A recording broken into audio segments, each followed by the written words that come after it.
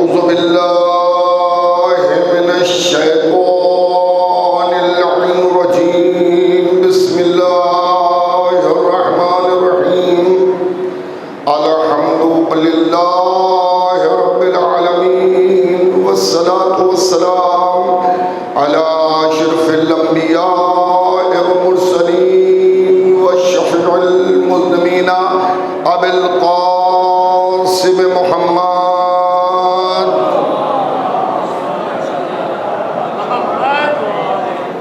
وآل بيته الطيبين الطاهرين المعصومين المظلومين من يومنا هذا إلى قيام يوم الدين أما بعد فقد قال الله سبحانه تبارك وتعالى وقول الحق بسم الله الرحمن الرحيم الله ولي الذين آمنوا يخرجهم من الظلمات إلى النور والذين كفروا أولياءهم الطاغوت يخرجهم من النور إلى الظلمات أولئك أصحاب النار هم فيها خالدون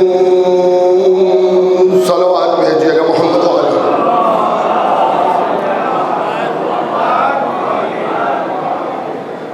حضرات،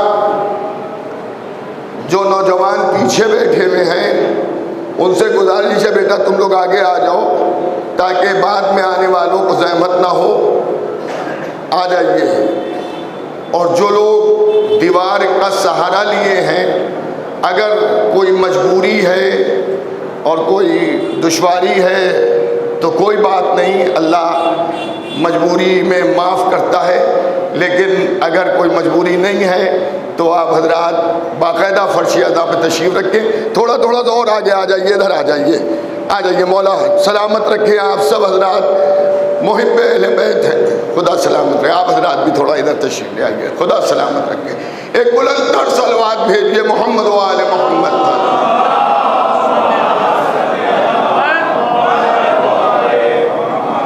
حضرات، موضوع آپ کے ذہنوں میں ہے.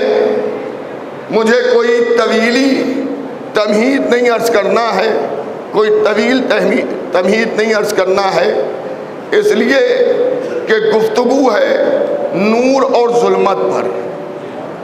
نور علم ہے، نور بلندی ہے، نور شہادت ہے، نور اچھا شجرہ ہے. ظلمت ضلالت ہے، بے دینی ہے، کفر ہے، نفاق ہے، پستی ہے، برائیوں کا گڑھ ہے، بلکہ یوں کہہ دوں کہ برائیوں کا گھر ہے. لیکن جو نور ہے وہ ظلمت کے سامنے کبھی جھکا نہیں، اور نور نے ہمیشہ ظلمت کا مقابلہ کیا، اور ظلمت ہمیشہ رسوا ہوئی، شرمندہ ہوئی. منہ کی گھائی ظلمت نے، مگر ظلمت کا مزاج یہ رہا کہ وہ اپنی باطل راستے پر ڈٹی رہی. نور کا کام یہ رہا کہ وہ ہدایت کرتا رہا. کل میں نے آپ کی خدمت میں حضرت آدم و ابلیس کے بارے میں چند باتیں عرض کی تھی. آج میں آپ کی خدمت میں عرض کرنا چاہتا ہوں کہ نور کے نمائندے حضرت نوح اور باطل کی نمائندگی قوم نوح کر رہی ہے. اور اس کا عالم یہ ہے کہ نوح ہدایت کر رہے ہیں، نور ہدایت کر رہا ہے، اور ظلمت ہدایت ماننے کو راضی نہیں ہے. حضرت نوح نے 950 برس اپنی بے دین قوم کی ہدایت کی، لیکن وہ ہدایت یافتہ نہیں ہوئی۔ حضرت نوح نے اللہ سے بد دعا کی، عذاب کی، اللہ نے مصلحتاً عذاب کو ٹالا، نوح ہدایت کرتے رہے۔ ظلمت نے نور پر اتنا ظلم کیا کہ حضرت نوح پر اتنے پتھر مارے گئے کہ نوح پتھروں میں چھپ گئے، مگر نور چھپانے سے چھپتا نہیں ہے۔ توجہ ہے یا نہیں ہے؟ پوری توجہ رکھیے گا۔ نور چھپانے سے چھپتا نہیں ہے۔ پتھروں میں ڈھکے ہوئے نوح، اللہ مدد کے لیے ملائکہ کو بھیجتا ہے، اور ملائکہ آ کے حضرت نوح کے جسم کے اوپر سے پتھروں کو ہٹاتے ہیں، ہزاروں مرتبہ کا آپ کا سنا ہوا واقعہ۔ تو زخمی نوح نکلتے ہیں، خون رس رہا ہے، جگہ جگہ سے خون بہ رہا ہے۔ ملائکہ کہتے ہیں پروردگار تیرا نبی زخمی ہے، آواز قدرت آتی ہے، اپنے پروں سے ہوا دو۔ میں کہوں گا پروردگار یہ ملائکہ کے پروں سے ہوا دینے کی ضرورت کیا ہے؟ تو قادر مطلق ہے، تو اشارہ کر دے نو صحیح ہو جائیں گے، تو شاید آواز قدرت آئے۔ ہم بتانا چاہتے ہیں کہ اختیار تو ہمارے پاس ہے، مگر وسیلے کی ضرورت ہے۔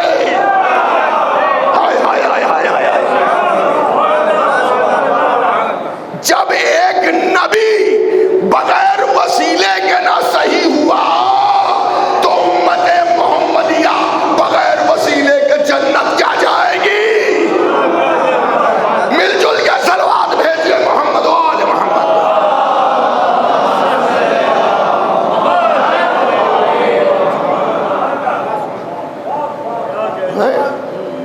بغیر وسیلے کے امت کیا جنت جائے گی؟ تو وسیلہ قرار دیا ملائکہ کو۔ ملائکہ نے بازو کی ہوا دی، زخمی نوح صحیح ہو گئے۔ کہے سے صحیح ہوئے؟ کہے سے صحیح ہوئے؟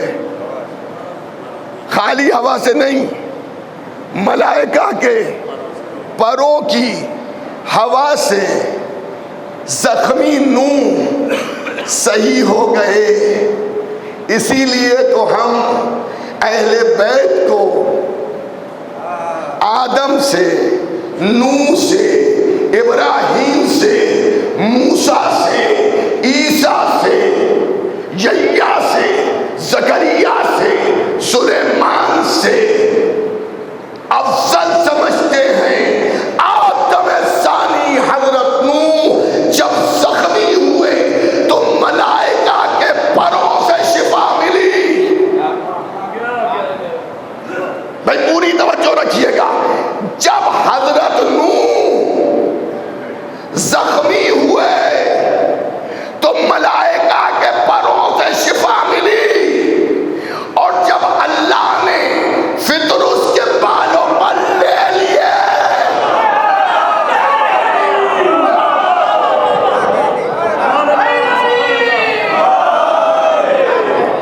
نہیں ایسا نعرہ نہیں، نعرہ حیدری،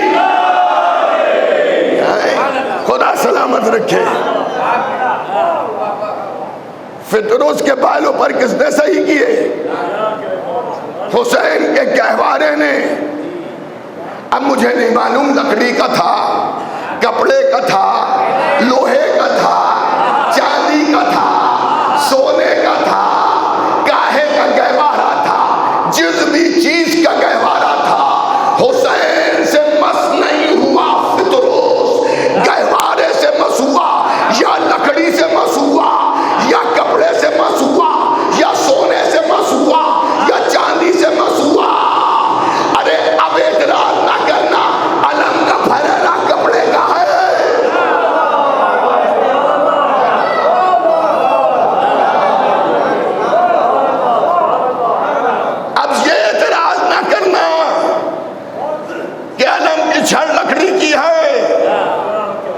اب یہ اعتراض نہ کرنا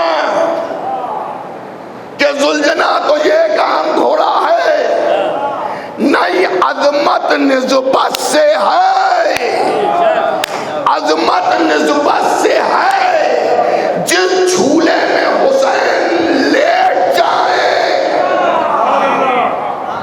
وہ ملائکہ کو صحیح کر رہا ہے، تو اب جسے ملائکہ صحیح کرے وہ افضل ہے یا جو ملک کو صحیح کرے وہ افضل ہے؟ تو عزیزان گرامی، نوح کی امت اتنی بدتر ہے کہ حضرت نوح کو پتھر مار مار کے زخمی کر رہی ہے، مگر ہدایت کا چراغ اپنے نور کو لوگوں تک پھیلا رہا ہے، اور نور پھیل رہا ہے، ہدایت ہو رہی ہے۔ دوستوں توجہ رکھیے گا، اللہ نے حضرت نوح کو حکم دیا کہ اب ہم عذاب بھیجیں گے، لیکن اس سے پہلے بچاؤ کا انتظام کر لو تاکہ جو مومن ہیں، جو اللہ والے ہیں، وہ بچ جائیں۔ تو حضرت نوح کو حکم دیا کشتی بناؤ۔ حضرت نوح نے کشتی بنائی۔ جب کشتی بنی تو نوح خود سے کشتی نہیں بنا رہے، اللہ حکم دیتا جا رہا ہے، نوح کشتی بناتے جا رہے ہیں، اللہ حکم دیتا جا رہا ہے، نوح تختے جوڑتے جا رہے ہیں، اللہ حکم دیتا جا رہا ہے، نوح کیلیں ٹھوکتے جا رہے ہیں، اللہ حکم دیتا جا رہا ہے، نوح کشتی تیار کرتے جا رہے ہیں، اور نوح کی کشتی نجات کو دیکھ کر ایک طبقہ نوح کا مذاق اڑا رہا ہے، نوح کی تفریح اڑا رہا ہے، اور وہ یہ کہہ رہا ہے کہ ان کے دماغ کو کیا ہو گیا، ان کا دماغ کیا ہو گیا کہ یہ ریگستان میں کشتی بنا رہے ہیں۔ ارے دوسروں کو تو جانے دیجئے، خود نوح کی بیوی حضرت نوح کی مخالفت کر رہی ہے، خود حضرت نوح کی بیوی حضرت نوح کی مخالفت کر رہی ہے، اور وہ یہ کہہ رہی ہے کہ یہ دیکھو نہ جانے ان کے دماغ کو کیا ہو گیا۔ تو قرآن نے نوح کی بیوی کو برا کہا اور اس پر لعنت کی۔ بہت توجہ سے سنیے گا جہاں جہاں میری آواز جا رہی ہے۔ دو نبیوں کی دو بیویاں ایسی ہیں کہ جسے قرآن نے برا کہا۔ سنو عزادارو، حضرت نوح کی بیوی، حضرت لوط کی بیوی، جسے قرآن برا کہہ رہا ہے، کیا کسی مسلمان کے ذہن میں ایسی زبان ہے جو قرآن کی آیت کو مٹا کے یہ کہہ دے کہ نبی کی بیوی ہے برا نہ کہو؟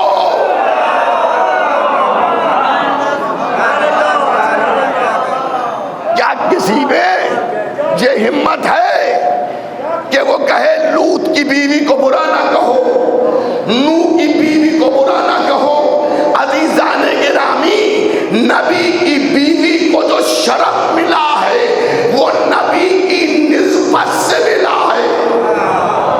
جب نسبت ہی ٹوٹ جائے، کیا طلاق دے دی تھی حضرت نوح نے؟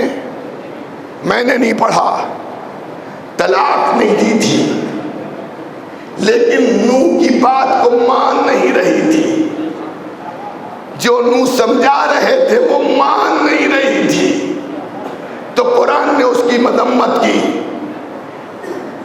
تو نبی کی بیوی اگر نبی کا کہا نہ مانے، ہائے ہائے آپ کیا سن رہے ہیں، نبی کی بیوی اگر نبی کا کہا نہ مانے تو قرآنی مزاج یہ ہے کہ وہ لائق مذمت ہے۔ تو نوح نے اپنی بیوی سے کب کہا؟ گھر کے اندر سمجھایا۔ جو گھر کے اندر رہ کر نبی کی بات نہ مانے وہ لائق مذمت ہے۔ تو اگر نبی کسی کو ہاتھوں پر اٹھا کر میدان میں دکھا کر زبان سے بتا کر بتائیں کہ یہ تمہارا مولا ہے اور پھر نہ مانے تو وہ لائق تعریف کہاں سے ہوگی؟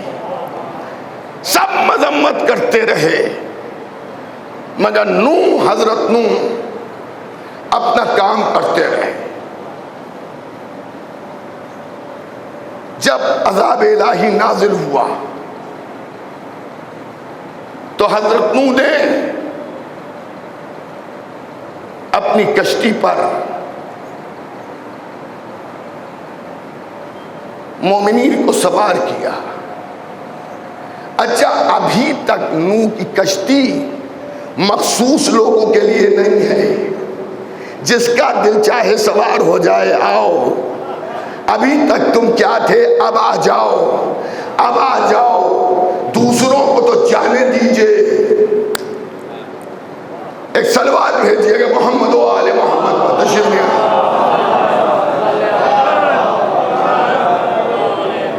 بھائی ماشاءاللہ اتنا بڑا مجمع یہاں ہے، بآواز بلند درود بھیجیے محمد و آل محمد۔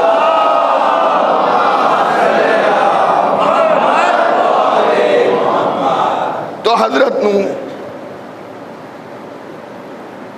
نے بلایا، روایت میں ہے 30 یا 60 انسان اس کشتی پر سوار ہوئے اور مخلوق الہی اس پر سوار ہوئی، لیکن حضرت نوح کی بیوی سوار نہیں ہوئی، اور خالی نوح کی بیوی سوار نہیں ہوئی، نوح کا بیٹا بھی سوار نہیں ہوا۔ اب باپ کو اپنے بیٹے سے لگاؤ تو تھا، اس لیے اس سے کہہ رہے بیٹا سوار ہو جا۔ وہ کہتا ہے بابا میں اس کشتی نجات پر سوار نہیں ہوں گا، مجھے پہاڑ کی چوٹی بچا لے گی۔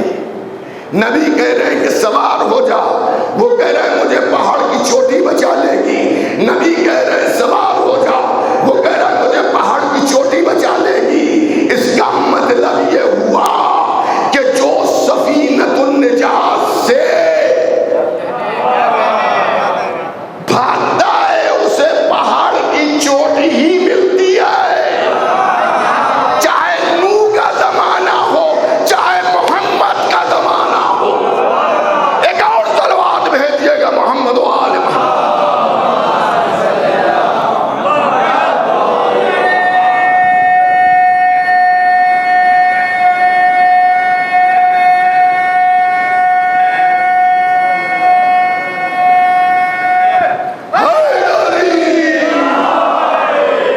خدا سلامت رکھے یا علی کہنے والوں، اللہ آپ کو طاقت دے، ہمت دے، قوت دے۔ تو کشتی نوح پر سب سوار ہوئے، وہ کہہ رہا ہے ہم نہیں سوار ہوں گے۔ نبی کہہ رہے ہیں سوار ہو جا۔ حضرت نور کہہ رہا ہے سوار ہو جا۔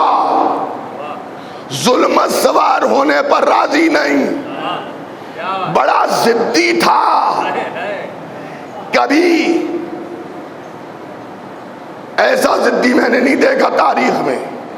گٹوں گٹوں پورا پہاڑ ڈوب گیا، نوح کہہ رہے سوار ہو جا، وہ کہہ رہا ہے نہیں مجھے پہاڑ کی چوٹی بچا لے گی۔ گٹوں گٹوں پانی آیا، سوار نہیں ہوا۔ پنڈلی پنڈلی پانی آیا، سوار نہیں ہوا۔ گھٹنے گھٹنے پانی آیا، سوار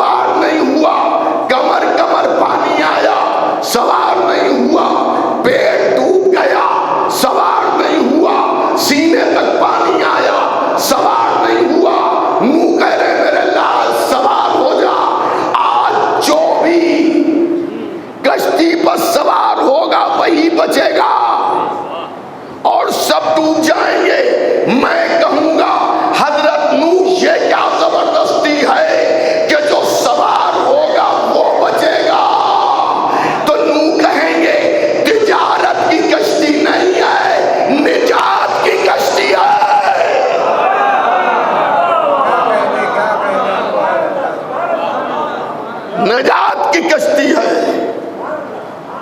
اس نجات کی کشتی پر جو سوار ہوگا وہی بچے گا، دوسرا نہیں بچے گا. حضرت نوح نے جب دیکھا کہ یہ اڑیل گھوڑے کی طرح سے پہاڑ پر کھڑا ہے، آنے کو راضی نہیں ہو رہا ہے، تو حضرت نوح نے اللہ سے گزارش کی، پروردگار تو نے مجھ سے وعدہ کیا تھا کہ تیرے اہل کو بچا لیں گے. آئے ہائے آئے ہائے، ذرا توجہ کیجئے گا. تیرے اہل کو بچا لیں گے، یہ میرا بیٹا ہے. تو آواز قدرت آئی کہ میں نے کہا تھا اہل کو بچا لیں گے، یہ نا اہل ہو گیا ہے، اس لیے میں نے اس سے تمہارے اہل سے نکال دیا. آئے ہائے آئے ہائے، تمہارے اہل سے نکال دیا. تو عزیزان گرامی، ایک بات اور سمجھ میں آئی کہ اگر نبی کا کہا کوئی نہ مانے تو وہ اہل سے نکالا جا سکتا ہے. جو نبی کا کہا نہ مانے وہ اہل سے نکالا جا سکتا ہے. اچھا، کہنے کی باتوں میں بھی الگ الگ اثر ہوتا ہے. اگر کوئی وصیت کے طور پر کچھ کہے تو اس کا اثر اور ہوتا ہے. مرنے سے پہلے اگر کوئی کچھ کہے تو اس کا اثر اور ہوتا ہے. نوح مرنے والے نہیں ہیں، نجات کی کشتی پر بیٹھ کے بچنے والے ہیں. اور بچتے میں وہ کہہ رہے ہیں آجا، وہ آنے پر تیار نہیں، تو اللہ نے اسے اہل سے نکال دیا. اب اگر ہمارا نبی بستر مرگ پر یہ کہے کہ مجھے دعوت و قلم دے دو اور امت نہ دے، تو جس طرح سے بیٹا نوح کا اہل سے نکال دیا گیا اسی طرح سے امت جو ہے وہ نکال دی جائے گی. ماننا شرط ہے، کلمہ پڑھنا خالی کافی نہیں ہے. ایک اور تلوار دے دیجیے محمد و آل.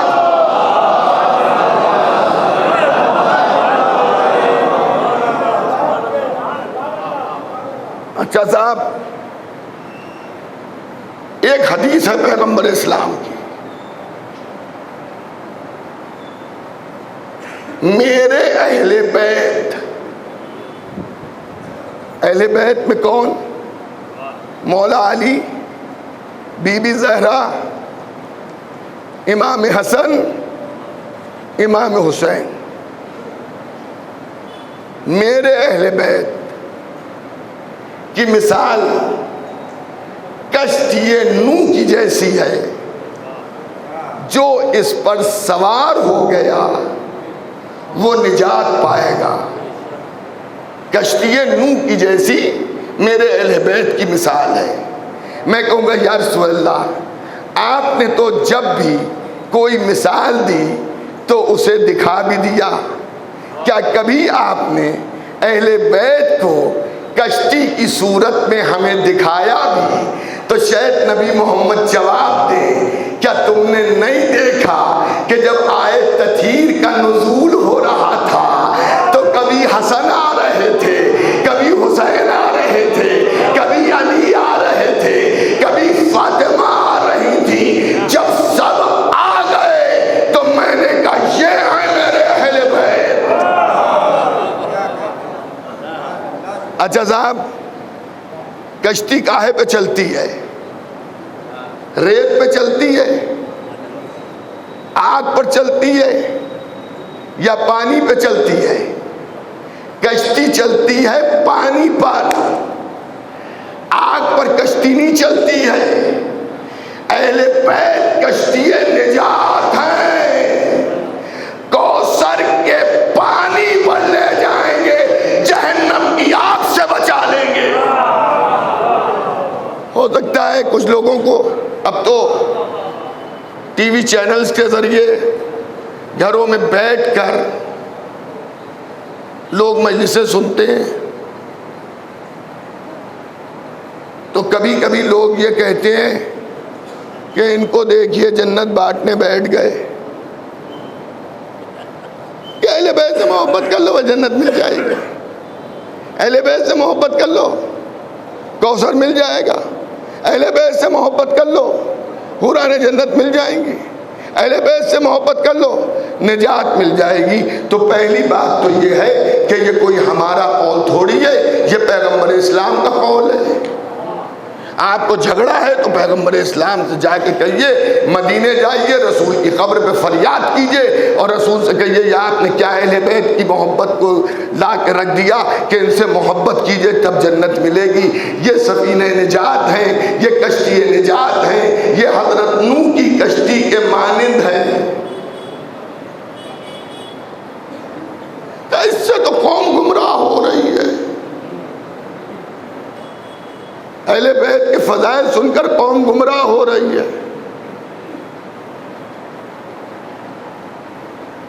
اگر قوم اہل بیت کے فضائل سن کے گمراہ ہونے والی ہوتی تو کبھی بھی غدیر میں حی علی خیر العمل کا نعرہ نہ لگا ہوتا،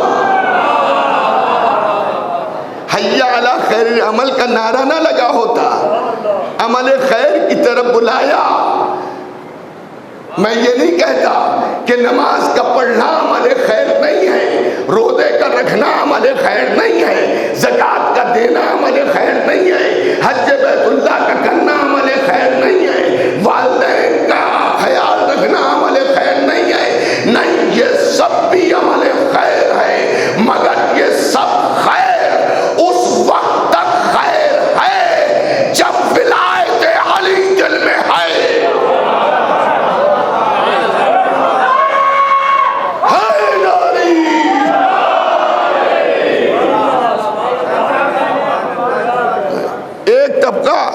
کل بھی میں نے عرض کیا تھا، نعرے کی بھی مخالفت کرتا، یہ صاحب نعرے سے کیا فائدہ؟ اور یہ کہا جاتا ہے کہ نعرے تو ذاکر لگواتے ہیں، ذاکر نعرے لگواتے نہیں ہیں، جوش محبت علی نعرہ لگواتی ہے۔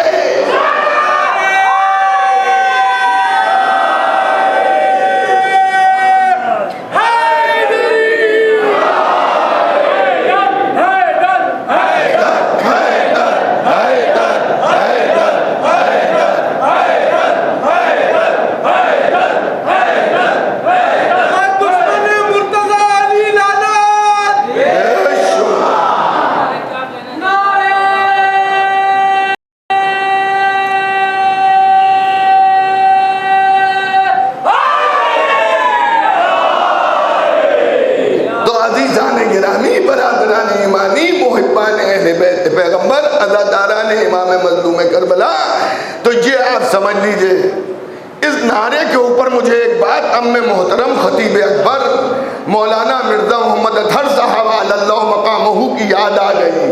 میں انہی کے اصال ثواب کے لیے میں عرض کیے دیتا ہوں، لیکن ظاہر ہے کہ وہ خطیب اکبر تھے، جس طرح سے وہ پڑھتے تھے اس طرح سے تو نہیں میں پڑھ پاؤں گا، لیکن میں آپ کو بتانا ایک بات چاہتا ہوں۔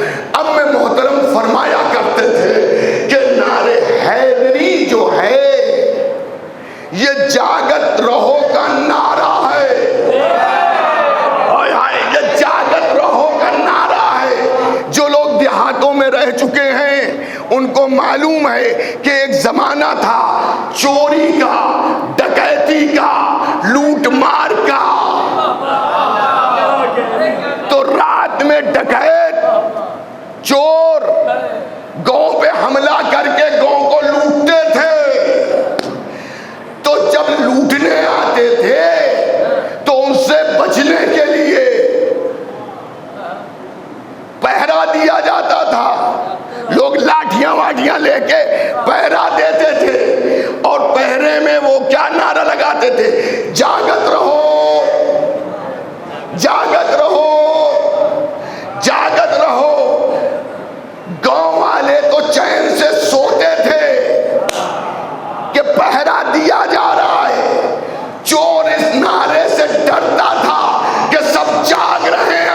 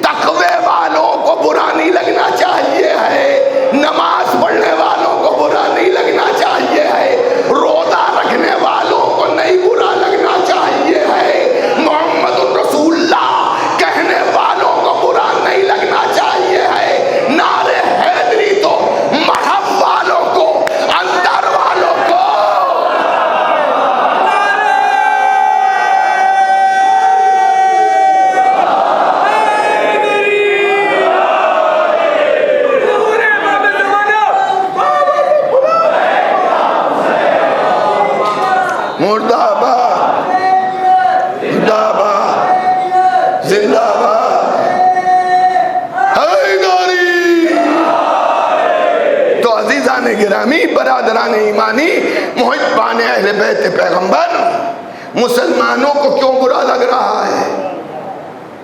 علی کا نام خدا بھی تو ہے۔ علی اسم اعظم ہے، علی عبادت ہے۔ کسی شاعر نے کیا عمدہ کہا کہ عصائے پیر ہے۔ علی کا نام بڑھاپے میں عصا کے کام آتا ہے، جوانی میں تلوار کے کام آتا ہے، بچپنے میں تعویذ کے کام آتا ہے۔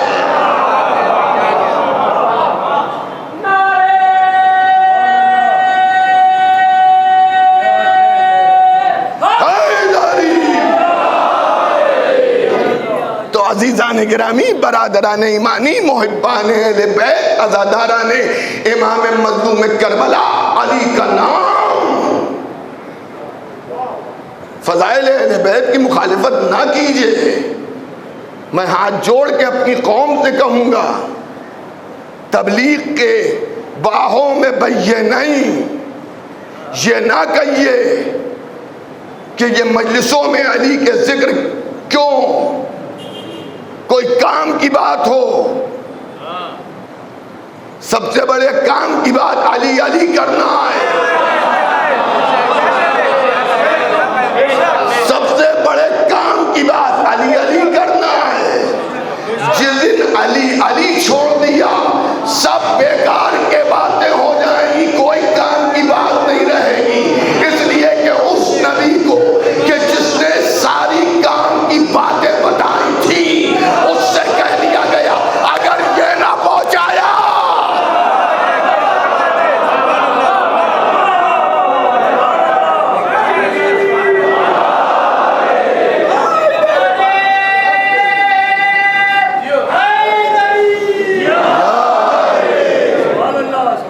سب سے بڑے کام کی بات کہی ہے علی۔ میں مومنین سے گزارش کروں گا اور سمٹ کے بیٹھ جائیں، تاکہ جو لوگ آ رہے ہیں انہیں بیٹھنے میں مشکل نہ ہو۔ آ جائیے اور سمٹ آئیے۔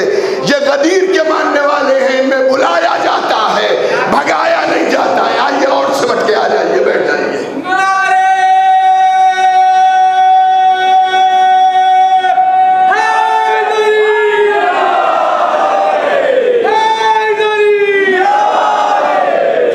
عزیزان گرامی، سب سے بڑے کام کی بات علی ہے۔ علی سب سے بڑے کام کی بات ہے۔ اور میں یہ سمجھتا ہوں، میرا چیلنج ہے، آپ کو سینکڑوں ایسے مل جائیں گے کہ جو یہ کہیں گے ہم بے دین تھے، ہم داڑھی نہیں رکھتے تھے، ہم نماز نہیں پڑھتے تھے، ہم روزے گنڈے دار رکھتے تھے، ہم زکوٰۃ نہیں دیتے تھے، ہم حج نہیں کرتے تھے، مگر جس دن سے ہم نے محرم کی مجلسوں میں شرکت کی، ہم نے نماز پڑھنا شروع کر دی، ہم نے روزہ رکھنا شروع کر دیا، ہم نے زکوٰۃ دینا شروع کر دی، ہم نے خمس ادا کرنا شروع کر دیا، ایک بھی آپ ایسا نہیں دکھا سکتے ہیں جو یہ کہے کہ ہم بڑے نمازی تھے، ہم بڑے روزے دار تھے، ہم ہر سال حج پہ جاتے تھے، ہم بڑا خمس و زکوٰۃ نکالتے تھے، مگر جب سے ہم نے عزاداری کرنا شروع کی، ہم نے نماز چھوڑ دی، ہم نے روزہ چھوڑ دیا، ہم نے زکوٰۃ چھوڑ دی۔ ایک نہیں ملے گا، اس لیے کہ جب حسین کو سلام کرو 2 رکعت نماز پڑھ لو۔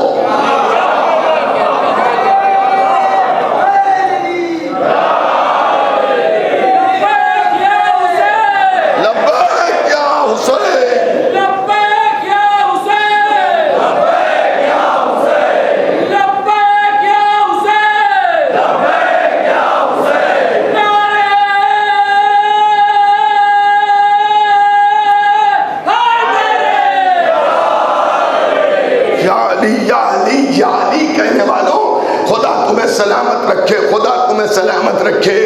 دیکھیے، سنیے سب کو، مگر عقل کو استعمال کیجئے. مقصد عزاداری ذکر فضائل اہل بیت اور ذکر مصائب اہل بیت ہے.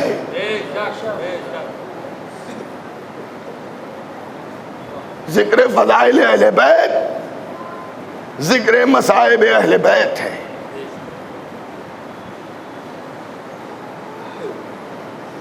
پھر مجھے ام محترم خطیب اکبر کا ایک جملہ یاد آ گیا.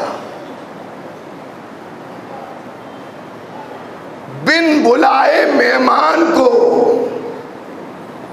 حق ہے کہ وہ دسترخوان پر بیٹھ جائے. اب اس میں تھوڑے جملے میرے ہیں، تھوڑے ان کے ہیں. قورمہ بھن رہا ہے، خوشبو اڑ رہی ہے، مکان کے باہر جا رہی ہے. ابھی یہاں بھی نیاز کا انتظام ہے، آپ حضرات انشاءاللہ نیاز میں شرکت کریں گے اور یہ سلسلہ 5 محرم تک جاری رہے گا نیاز کا. تو جب دیگ کھلتی ہے، کھانا پکتا ہے تو اس کی خوشبو نکلتی ہے. پکوایا تھا میں نے کھانا آپ لوگوں کے لیے. آپ لکھنؤ آئے تھے، آپ کی دعوت کی میں نے، آپ کو بلایا کہ آئیے گا. آپ حضرات وقت پہ آ گئے. میرا ایک اور جاننے والا بھی گزر رہا تھا، بھوکا تھا اتفاق سے، صبح گھر سے ناشتہ بھی نہیں کیا تھا اور بھوک لگی تھی اسے.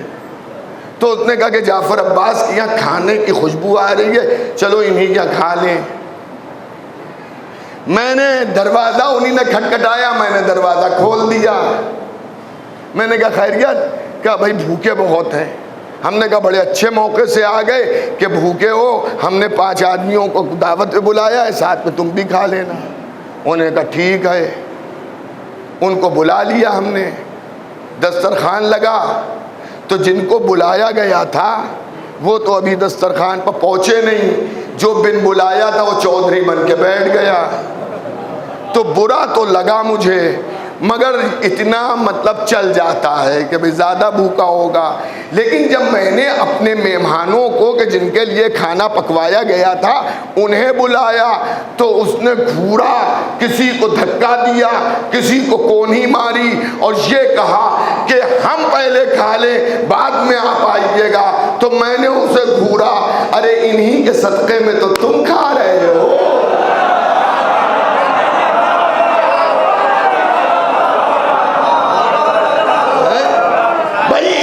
صدقے میں تو تم کھا رہے ہو.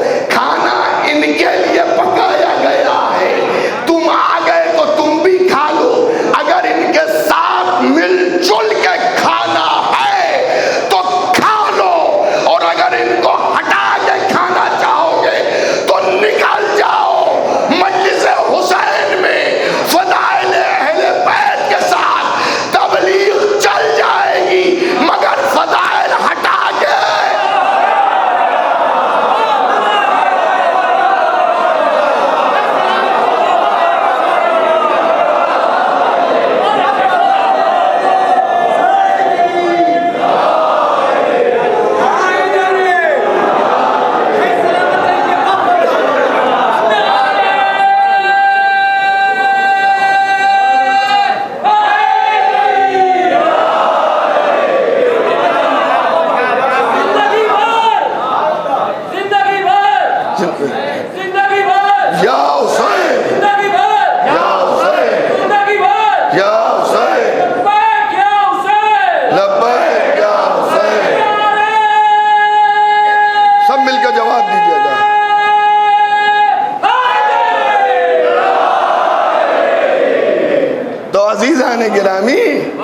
فضائل کے ساتھ مل کے تبلیغ ہو جائے، اس میں کوئی بات نہیں ہے. لیکن عزاداری کو سبک دکھا کے، علم تعزیے پہ تنقید کر کے، شعروں کے اوپر تنقید کر کے، خطیبوں کا دل دکھا کے، عزاداروں کی برائی کر کے تبلیغ کر رہے ہیں، یہ تبلیغ نہیں چلے گی.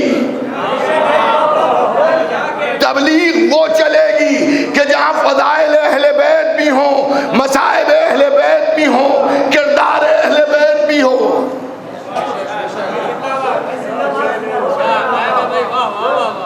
میں نماز جماعت بھی پڑھاتا ہوں، مجھے تجربہ ہے کہ جو جماعت پڑھتے ہیں وہی مجلس میں آتے ہیں، جو مجلس میں آتے ہیں وہی جماعت میں جاتے ہیں۔ نماز جماعت کی بات کر رہے ہیں، وہ لوٹا اور بستر والی جماعت نہیں،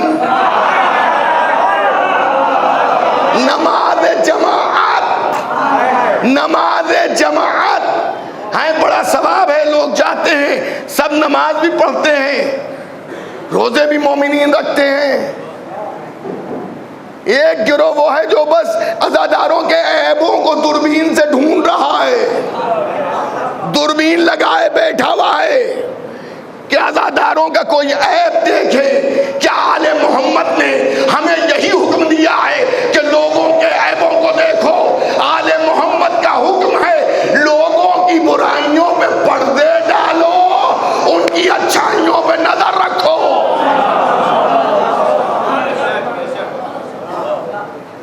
عزیزان گرامی، بس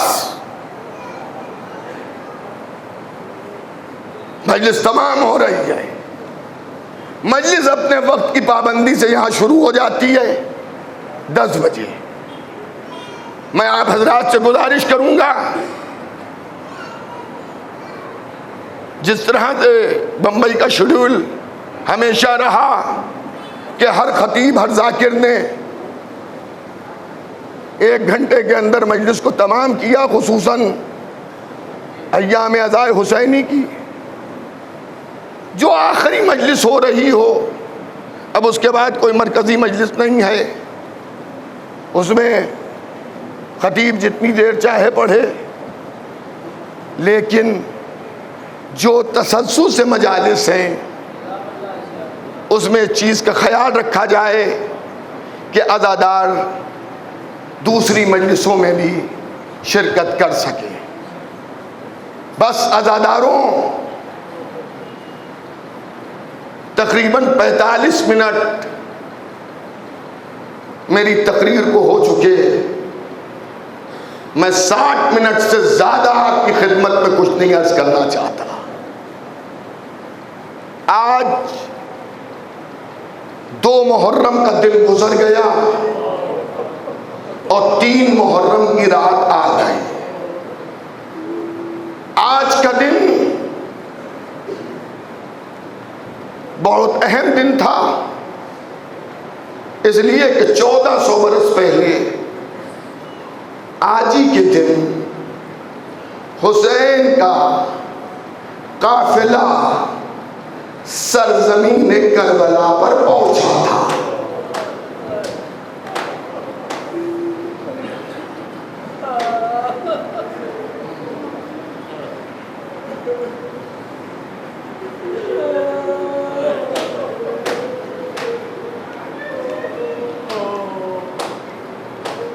میں شک کے اعتبار سے آج کا دن کہہ رہا ہوں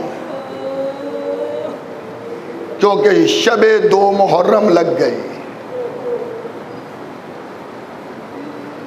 کل کا دن 2 محرم کا امام حسین وارد کربلا ہوئے۔ 7 سواریاں حسین نے بدلی۔ میں کسی سے رونے کی گزارش نہیں کرنے والا، میں سلوات بھیجنے میں تو یہ کہہ دیتا ہوں کہ بلند آواز سے سلوات بھیجیے، مگر میں رونے میں یہ نہیں کہوں گا کہ بلند آواز سے روئیے۔ آپ خود سمجھ لیجئے جتنی محبت حسین کی آپ کے دل میں ہے، جتنے احسانات امام حسین کے آپ پر ہیں، اس اعتبار سے روئیے، واہ حسین۔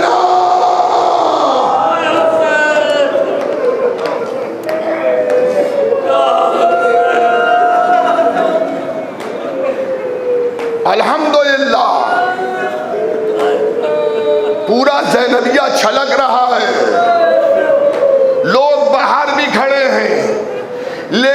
اس سے زیادہ لوگ اپنے گھروں میں زینبیہ چینل کے ذریعے، علی ٹی وی کے ذریعے، یوٹیوب چینلز کے ذریعے مجلس کو سن بھی رہے ہیں۔ میں ان سننے والوں سے صرف اتنا عرض کروں گا، اب اگر آپ مجلس سن رہے ہیں تو تمام کاموں کو چھوڑ دیجئے، سروں کو جھکا لیجئے، اگر امکان میں ہو تو فرش اعلیٰ پر بیٹھ جائیے، اور بیٹھنے کے بعد اگر رونا آئے تو رو لیجئے، اور اگر رونا نہ آئے تو رونے والوں کی صورت بنا لیجئے۔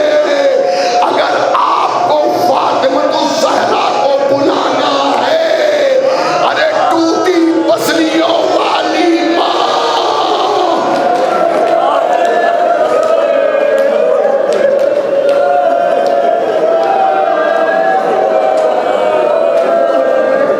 کو اپنے گھر میں بلانا ہے تو عزاداروں حسین پر رو لو۔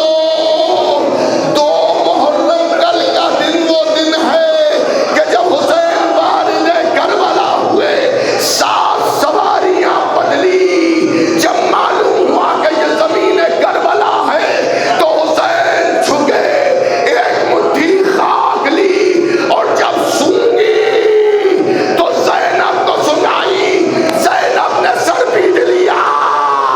اے بھیا،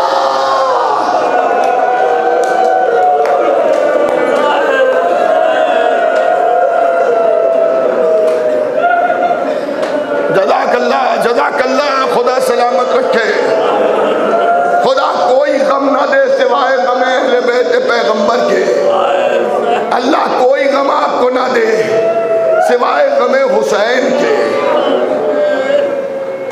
سرزمین کربلا پر حر نے لجام فرس حسینی پر ہاتھ ڈالا تھا، اور ہاتھ ڈال کے کہا تھا رک جائیے حسین ابن علی۔ عباس کو جلال آ گیا تھا، تلوار کو سوت لیا تھا، اگر حسین منع نہ کرتے تو حر کو 2 محرم کو عباس قتل کر دیتے، اور 2 لاکھ 2000 کے